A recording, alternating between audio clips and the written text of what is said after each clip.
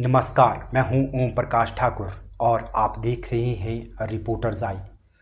जिस संजौली मस्जिद की अवैध 3 मंजिलों के निर्माण को लेकर प्रदेश ही नहीं देश भर में बवाल मचा था, उसे गिराने का फैसला आखिर नगर निगम आयुक्त की अदालत ने बीते सप्ताह सुना दिया है। लेकिन इस निर्माण के लिए 2010 से लेकर अब तक कौन कर्मचारी और अधिकारी जिम्मेदार रहे, उनकी जवाबदेही तय नहीं की गई है और ना ही इस फैसले में इसे लेकर कोई जिक्र किया गया है। तमाम सरकारी मशीनरी की कारगुजारियों को नज़रअंदाज कर दिया गया है, जिसमें 2010 से लेकर 2023 तक नगर निगम शिमला में तैनात रहे तमाम कमिश्नर भी शामिल है। इस अवैध निर्माण को लेकर देश भर में तमाम तरह की राजनीति हुई और सनातन की राजनीति के नाम पर लोग सड़कों पर भी उतरे। लेकिन असल सवाल हिंदू मुस्लिम राजनीति से आगे का है।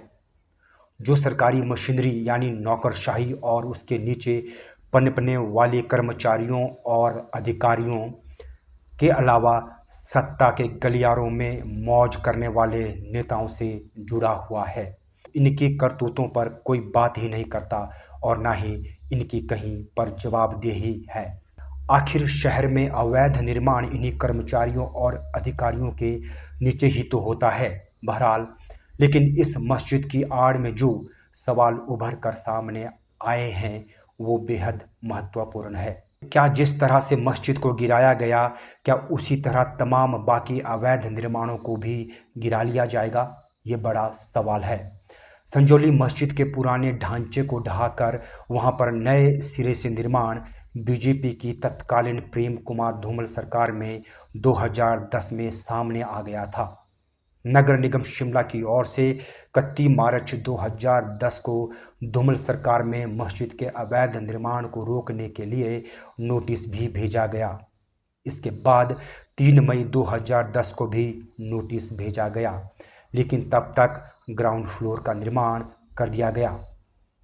बिना नक्शा पास किए ये सब कैसे होता रहा, इसका जवाब कोई नहीं देना चाहता। ये मामला 2010 से नगर निगम की अदालत में चलता रहा और तारीख पर तारीख मिलती रही, लेकिन साथ ही निर्माण भी होता रहा जो रुका ही नहीं। बड़ा सवाल यही है कि ये निर्माण क्यों नहीं रुका? आखिर किसकी शाह पर यह सब होता रहा? रूल ऑफ लॉ कहाँ गायब कर दिया गया? जिन कर्मचारियों और अधिकारियों को ये काम रोकना था, उन्होंने इसे क्यों नहीं रोका? 2010 में शिमला से बीजेपी नेता सुरेश भारद्वाज एमएलए थे। दिसंबर 2012 तक 2.5 साल से ज़्यादा समय तक प्रदेश में बीजेपी की धूमल सरकार सत्ता में रही और इस दौरान मस्जिद कमेटी की ओर से नगर निगम की अदालत में कोई जवाब ही नहीं दिया गया। अगर कोई सुनवाई में शिरकत नहीं कर रहा था तो कुछ मौके देने के बाद एक्स पार्टी फैसला सुनाने का प्रावधान कानून में है।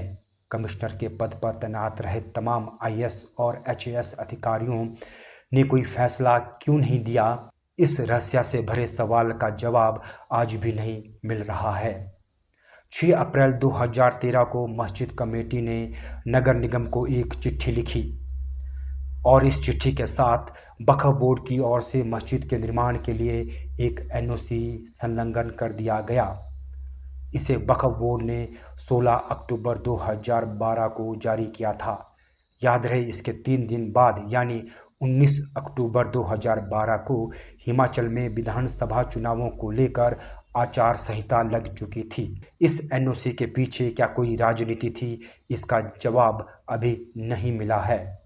बहरहाल, दिसंबर 2012 में प्रदेश में कांग्रेस की वीरभद्र सिंह सरकार सत्ता में आ गई और 21 जून 2013 को मस्जिद कमेटी से जुड़े मोहम्मद लतीफ़ कुछ दस्तावेजों के साथ नगर निगम को मस्जिद का प्रस्तावित नक्शा जमा करा देते हैं, जिसे निगम के अधिकारी सही नहीं पाते और उसे और कागजात जमा कराने के लिए कुछ समय दे देते हैं। इस बीच मोहम्मद लतीफ़ ने इन कागजातों को तो जमा नहीं कराया, लेकिन तमाम कायदे कानूनों को ताक पर रखते हुए निर्माण जारी रहा। दिसंबर 2012 से दिसंबर 2017 तक प्रदेश में कांग्रेस की वीरभद्र सिंह की सरकार सत्ता में रही। आखिर में 6 मार्च 2019 को नगर निगम की अदालत से एक और नोटिस जारी होता है और अदालत में बताया जाता है कि 590 वर्ग मीटर के एरिया में धरातल की मंजिल के अलावा 3 और मंजिलें बनकर तैयार हो चुकी है। याद रहे, ये कहीं दूर दराज के इलाके में नहीं हुआ, ये सब भीड़ भाड़ वाले इलाके संजौली में हुआ। तब तमाम सनातनी और कांग्रेस व बीजेपी के नेता कहीं नजर नहीं आए। दिसंबर 2017 में प्रदेश में बीजेपी की जयराम ठाकुर की सरकार सत्ता में आ गई थी, लेकिन जयराम सरकार में भी इस निर्माण के लिए जिम्मेदार नगर निगम के कर्मचारियों अधिकारियों के खिलाफ कोई कार्यवाही नहीं की गई। कम से कम काम तो रोका ही जा सकता था, लेकिन ऐसा नहीं हुआ। धूमल सरकार से लेकर वीरभद्र सिंह और जयराम सरकार तक ये निर्माण क्यों नहीं रोका गया और नगर निगम अदालत का फैसला क्यों नहीं आया, इसका जवाब किसी को नहीं मिल रहा है। बहरहाल 2010 से 2023 तक नगर निगम कमिश्नर के पद पर तैनात रहे तमाम नौकरशाहों की भूमिका संदेह के घेरे में है। नगर निगम शिमला के बाकी संबंधित कर्मचारी और अधिकारी भी मौज ही करते रहे। प्रदेश में अब सुक्खू सरकार सत्ता में आ गई है और सरकार के मंत्री अनिरुद्ध सिंह से लेकर विक्रमादित्य सिंह तक इस मस्जिद को लेकर तमाम तरह की बयानबाजी कर चुके हैं। लेकिन सुक्खू सरकार में भी इस अवैध निर्माण के लिए जिम्मेदार नगर निगम के कर्मचारी और अधिकारियों के अलावा आयुक्तों को चिन्हित करने का काम नहीं हो रहा है। अब 14 साल के अंतराल के बाद भारी जनाक्रोश और आंदोलन के बीच नगर निगम शिमला की अदालत ने मस्जिद की अवैध मंजिलों को ढहाने का फैसला सुनाया है, लेकिन जो इस निर्माण के लिए जिम्मेदार रहे उनके खिलाफ एक भी मामला दर्ज नहीं है। जबकि वो वेतन तो पूरा हड़प रहे हैं और जो रिटायर हो चुके हैं वो पेंशन भी ले रहे हैं। जाहिर है इससे लोकतंत्र और न्यायतंत्र मजबूत तो नहीं होगा। हफ्तानामा में इस बार इतना ही। नमस्कार।